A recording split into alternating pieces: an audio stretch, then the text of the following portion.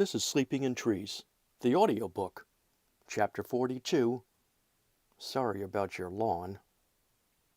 I had a fleeting and occasional friendship with little Billy.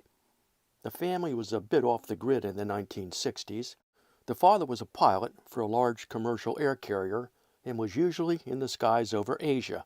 His family was likewise in the clouds over Miami. Let's just say that if any family in our neighborhood was enjoying the new wave of expression and freedoms wafting up in the late 1960s, they were it. His father's frequent absences were at least partially offset by a single and most endearing skill. On the odd occasion that he was home, out would come a giant, very old, and well-used iron skillet. In the little kitchenette off the family room, he'd concoct and cook up the most outstanding chili. It had big chunks of red onion, green bell peppers, loads of kidney beans, and tons of ground beef. No jalapenos.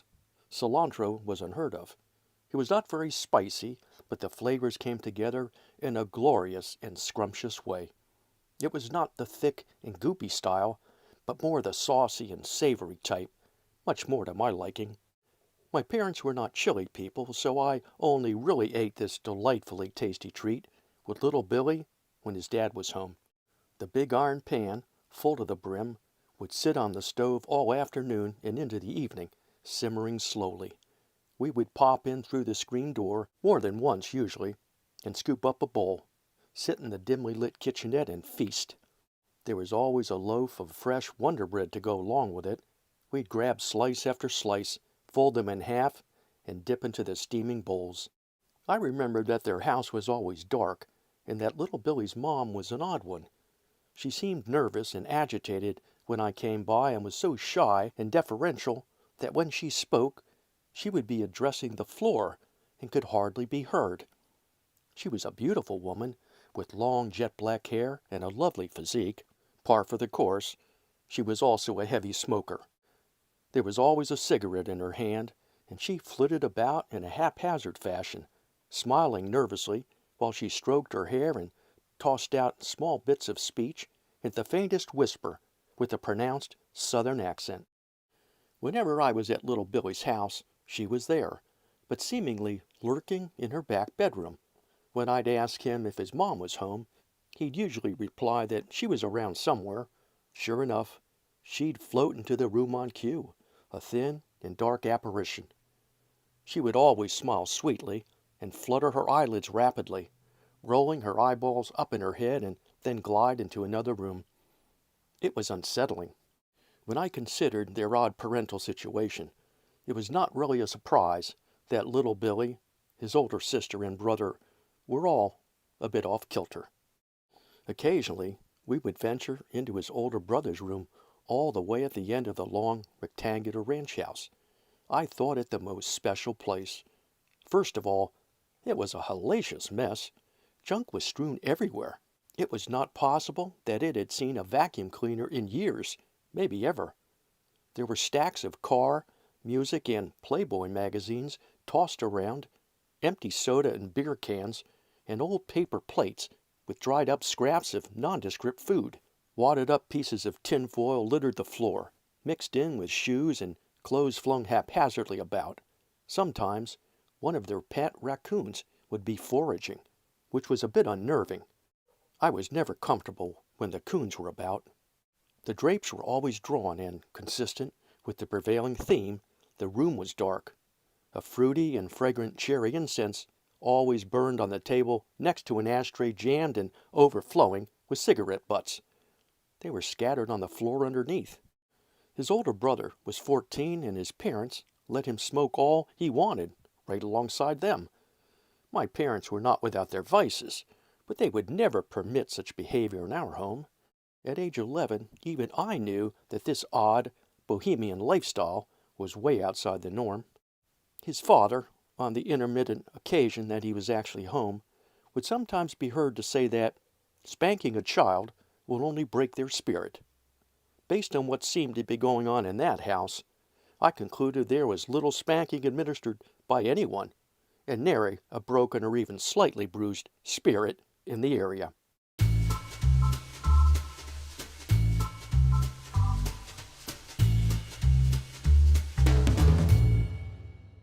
My favorite feature by far, within his very lived-in bedroom, was his huge, overstuffed, and well-worn leather lounge chair. It sat off to the side and was nearly as big as his single bed, which was perpetually unmade. It all looked so comfortable. What a grand domain of serenity he had created.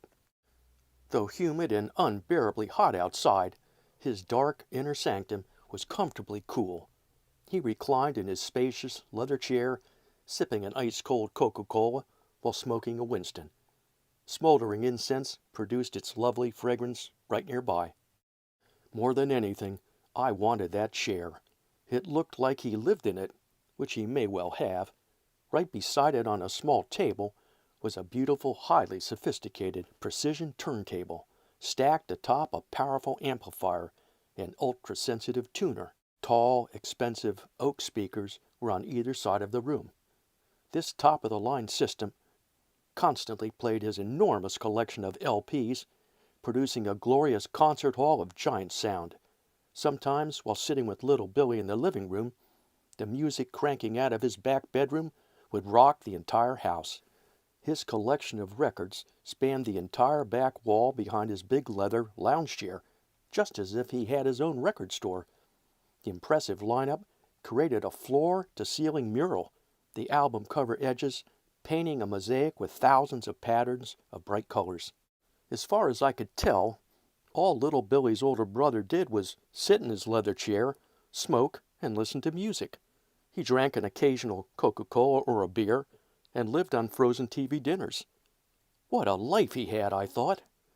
One Sunday afternoon, I was heading up the street with no real plan in mind and spotted little Billy wandering around aimlessly in his front yard with a long, crooked stick. As usual, his black hair was long and messy, hanging over his eyes. I noticed a dark mane growing down the back of his neck. Just as his brother's bedroom carpet had likely never seen a vacuum, little Billy's hair might never have met a comb. His plaid, long-sleeved shirt hung out of his pants and the cuffs were unbuttoned, extending well below his hands. He really was a ratty-looking kid, I thought. I walked up and watched little Billy tap the grill of his dad's latest acquisition with his stick. On a recent visit to Indonesia, he had picked up what looked to me like a well-used MG Roadster. It was British racing green. Examining it in his gravel driveway, we both remarked about how small the car was. It looked like a toy, reminding me of the midget cars the Shriners drove crazily around in frantic circles during the 4th of July parades. Dinky toys came to mind as well. The dingy canvas top was down, and the 2 black leather seats had seen some miles and were a bit worn and cracked. The 4-speed manual stick with the shiny black knob on top looked askew. Little Billy asked me if I wanted to drive it. I told him, at age 11, I was obviously unlicensed. He pointed out that we didn't need licenses to drive on private property, and his yard was just that. Why, of course, I thought, this makes complete sense.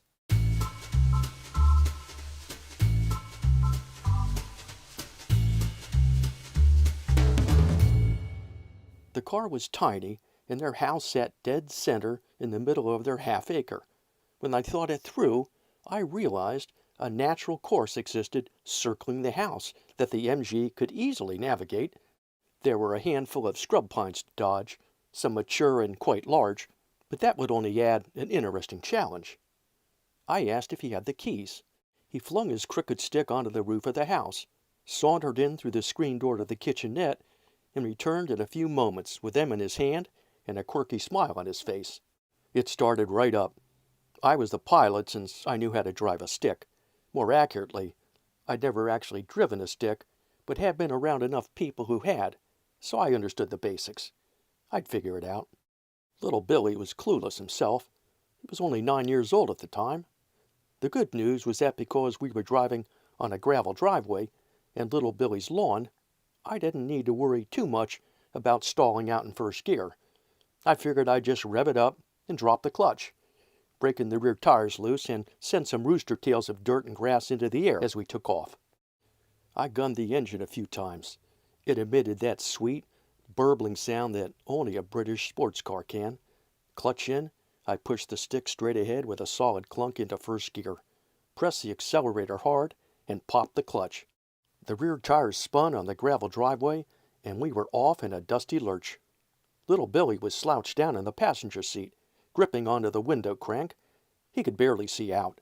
I raced through second gear and hesitated to go for third, with only a short distance before a hard right turn on the left side of the banana palm and to the right of the hibiscus hedge. I held second gear and cranked the thin wooden steering wheel hard right.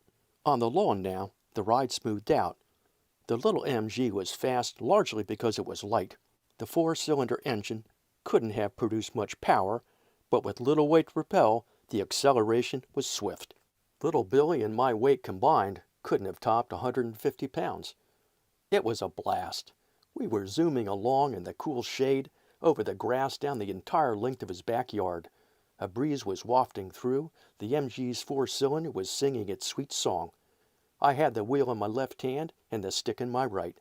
A quick shift into third gear, and we surged ahead. I made a sharp turn to the right behind the small family room and kitchenette and flew past the carport. We slid sideways and zipped narrowly between two scrub pines. Little Billy was all smiles. We raced along, and I banged through the gears as we zoomed past the front of the house. Dust was rising up as the tires churned up the sandy soil. Another hard right loomed, and I overshot, spun into a 360, and high-sided up against the hedge on Little Billy's side yard. We came to an abrupt halt, enveloped in a cloud of dirt and dust. When it cleared, we looked at one another, and with no apparent damage to body or machine, dusty grins prevailed. I grabbed first gear, revved, and dropped the clutch. We tore off across the backyard once again.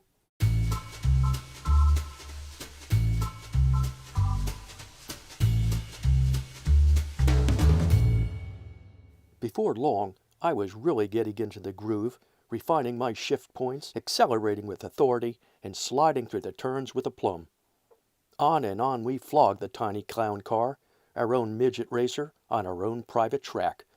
More than a few times, I wondered about the whereabouts of Little Billy's mother. The car was not very loud, but I was revving and shifting through the gears and lapping the house at speed, only a few feet away every 20 seconds, kicking up gravel and dirt and grass as we went. There was quite a ruckus.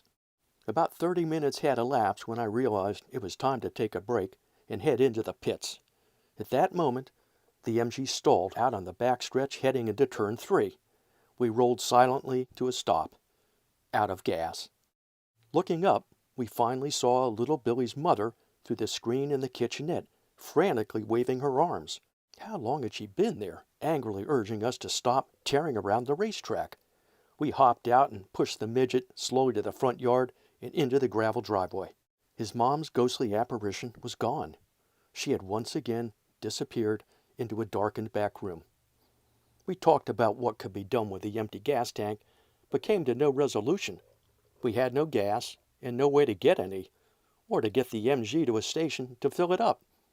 We were banking on Little Billy's dad, just not noticing when he returned from overseas. The yard was trenched. After perhaps 100 laps, a sandy, giant oval dirt track perfectly circling the house had replaced the ruddy lawn. It was a heck of a sight. As I headed home, I was truly concerned that the phone would be ringing before long, and my head might be ringing shortly thereafter. Alas, I worried needlessly, because there was never a word spoken, to my knowledge, about our dusty foray. Perhaps by the time Little Billy's dad returned from his long intercontinental trip, the grass had all grown back. I doubted it. For grass to grow properly in South Florida, one needed diligent yard care and a layer of healthy soil at the start. Little Billy's yard had neither. I further considered the very passive and liberal view his dad had regarding children and corporal punishment, and resolved there was not too much for either one of us to worry about, the risk of broken spirits providing a reliable protective shield. In the weeks that followed, I would occasionally see Little Billy's dad motoring up the street in his green MG, with a big smile on his face, off on an errand between overseas flights. He smiled a lot. Whether he used his new racetrack or had even noticed its presence was never discerned. It was just one of those events that occurred abruptly and was just as quickly gone. I'm not sure if we even actually ever met the new neighbors. Up next is Chapter 43, and it's called Welcome to the Neighborhood.